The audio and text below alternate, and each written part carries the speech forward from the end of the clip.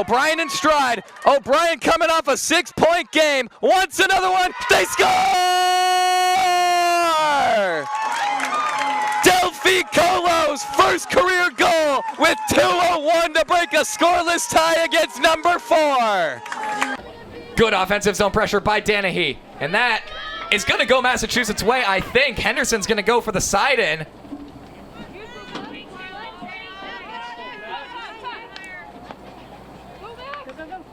DeHaast, down low, Danahy! Reverses course, shoot, score! Improbable! Iconic! 110 seconds to go here in the third. That ball is on the move. Set for Caroline Kirchhoff. Swings and scores! Back-to-back Kirchhoff, Kirk-on. 4-3 UMass Lowell. As they've got another takeaway. Leonard up the field. Bankenstein in stride. Swings around Hufa. Bankenstein joined by DeHaast and Danahy out into the middle. Here's a left-handed try. They score! It's DeHaast in the field, and it's 1-0 Massachusetts, 4:58 in. The penalty corner average this season is lower than it was last year. There's a shot that's on its way. It's saved by Ortel. The rebound is controlled by Chisholm. Left-handed reverse chip is blocked. That never got through. Third try saved by Ortel. Is there another one? There is, and it's off the foot of the defender, Rachel Turer. An avalanche to start here on the second APC for Boston College, and they're going to re-rack it for a third try. So 100 seconds to go for UAlbany, who can get down the field. We've already seen them do it so far today, but Massachusetts' back line has really held kind of line of resistance, being at about the midfield mark. There's a reverse chip off the stick of Bell, and it's picked off. Neva Senga takes it away. She wants Barrett. Reverse chip shot saved by Paters. Oh my goodness. Head on a swivel for the Southern New Hampshire transfer. She writes herself her first save beautifully. Senga swings by one. Falconer into the circle. Centering pass out in front. Bankenstein is denied by Olimans. Never mind the fact that they came off a Final Four run from 2024. Clock appears to be stopped. Card might be coming. It's a Senga who looks to be getting ushered off. And Mirta van, so they're stopping the clock for a goalkeeper change. Mirta van Herfijnen is off the field. And it does not appear that Massachusetts has replaced her. And I've never seen like this a situation. Massachusetts is asking for this. Smith turns this one around and they score! With an empty net, up 5-0 in the fourth quarter. Just an unbelievable turn of events. And it's Karen Kaur who's getting the celebration with her first career goal. What?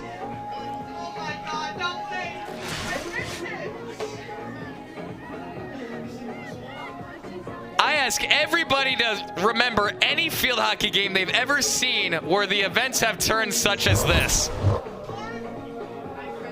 The offense for UAlbany has not had a shot yet here in the second half, but still important to remember that they lead 1-0 on the strength of Lillian Willis's first career goal. And even more, remember the missed penalty stroke from Emily Barrett hit the post, and a couple of missed opportunities for Massachusetts. Keeps them off the board for now, but they've had the majority of the shots and the majority of opportunities, but it's been this defense for UAlbany that's held up like a brick wall. Eleni Sherwood breaks the tackle. She goes into the circle, plays it off one. There's an interlock, and there is at last the second corner for Massachusetts. And boy, I'll tell you what, Bankenstein is pumped. She is leading the handshake line about her team. Bankenstein, the senior midfielder out of South Africa in her 65th career game, is really starting to be the Energizer Bunny here. As was talked about in our meeting prior to this weekend's series for Massachusetts with Barb Weinberg, Bankenstein, one of the captains for this team, and generally somebody who's quieter and leads by example with her work rate, but big energy boost there as she's going to go to insert this one for Massachusetts, with the strikers appearing to be Lena Kruger on the right battery and Neva Senga on the left. Stick setters, stick stoppers appear to be Christy Leonard on the right and Kara Falconer on the left. Couple of solos set about the circle as well. Everyone's geared up. Bankenstein inserts the second quarter for Massachusetts. It goes to the left battery for Asenga. There's a shot that's on its way. It scores! Tie game!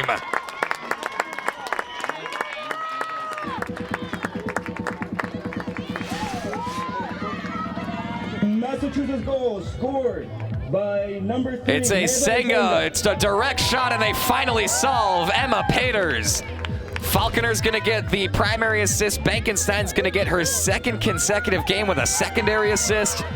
And UMass has knotted this thing up 1-1 as Asenga pockets her 4th of the season.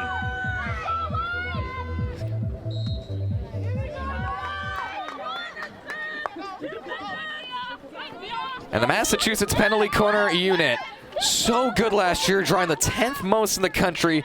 Those numbers down year over year.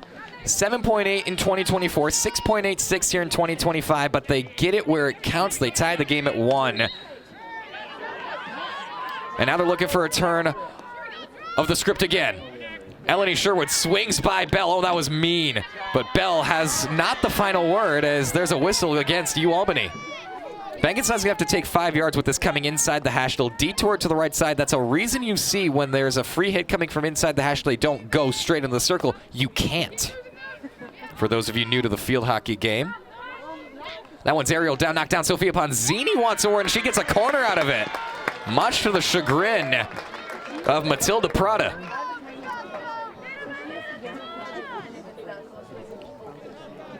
.39-14 is the time point on the goal on the penalty corner, and this, boy, that is definition of what an aerial can do. Third corner coming in for Massachusetts. They're 1 for 2. Division I average this year is about 15% conversion rate. That's up 2 points from where it was last year at 13%. It's generally accepted that the conversion rate in the modern game sits around 13% by the NFHCA. As there will be one personnel change on the strike line. It's Klukachenu, who's now on the right battery instead of Kroger. To run it back, they go to Klukachenu. No, it's a single set trick play. Here's Asenga. She swings. She gets it stopped by Paters. At the final second, Paters gets this one to stay. And that one was tipped off of Pilar Lorenzini, who helped out a big-time way. Slowing it down, making it less of a timing play for Emma Paters and Pilar Lorenzini. Pilar Lorenzini, last year's second team All-NEC, twice named to the NEC All-Tournament team, and a big stop there really helping out her goalkeeper's case. As Massachusetts got another takeaway, it's Sherwood this time who gets knocked down. And then they're going to whistle it against her, but some might say ball don't lie. Neve Asenga's got it, but she plays it right off Bell and Indy Van Eck will take it away. This one's pinned towards the line, but it's ejected out of there. A little bit of breathing room for UAlbany. We got a whistle coming in. This is going the other way. Might have hit Falconer's foot when she tried to play it. I genuinely didn't see it in the real moment. Was looking at the UAlbany defense getting back set.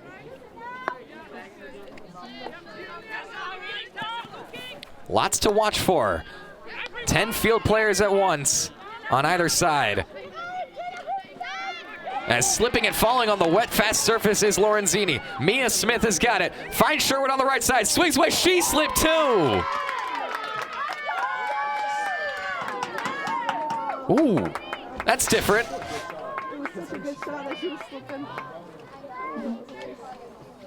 Now, the Chuck got resurfaced over the offseason. They got the new stuff on the field in about June.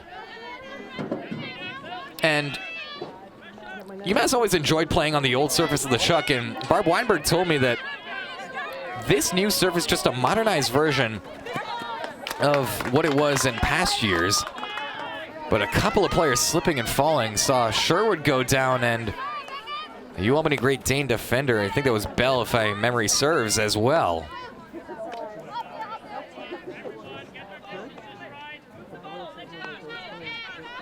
But a tie game here in the third. And I'll tell you what, an entertaining contest, to be sure. These are two teams that always play entertaining contests. The last two have gone to overtime. Looking into this series history a little bit here. Last time they played August 25th of 2023, UMass won 3-2 in double overtime. Emily Key with the game winner. A game that UMass would rather have not gone to overtime in because UAlbany tied it with 78 seconds to go. Look out opportunity there, but it's knocked away very nicely by Sophie Kent. The last time UAlbany won was here back on October 16, 2022. A name that some people are going to remember, especially UAlbany fans of the program for a long time. Blanca Orsula with the game-winning goal for UAlbany over UMass here at the Gladchuck Field Hockey Complex. That was just one of 2 times that UMass has lost in the Barb Weinberg era here at home in overtime.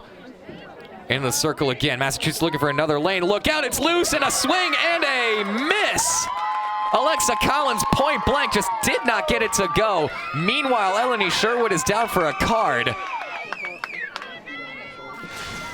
Oh, Collins had that one and a couple of misses for Massachusetts. Oh, could be a very different ball game. 1 minute remaining in the third quarter.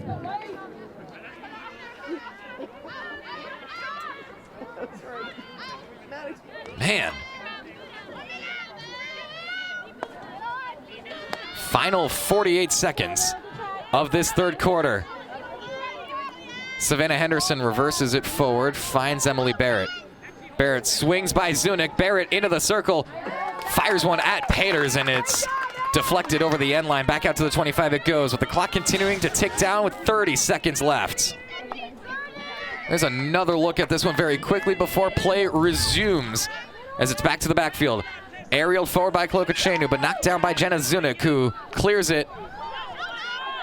Yana Skins gets it away from Willis, but I think Willis might have just done enough to prevent Massachusetts from getting any more opportunities. That's a turnover.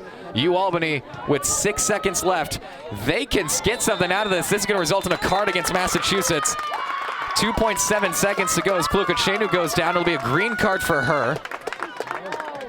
Second card of the season for number 24 in black.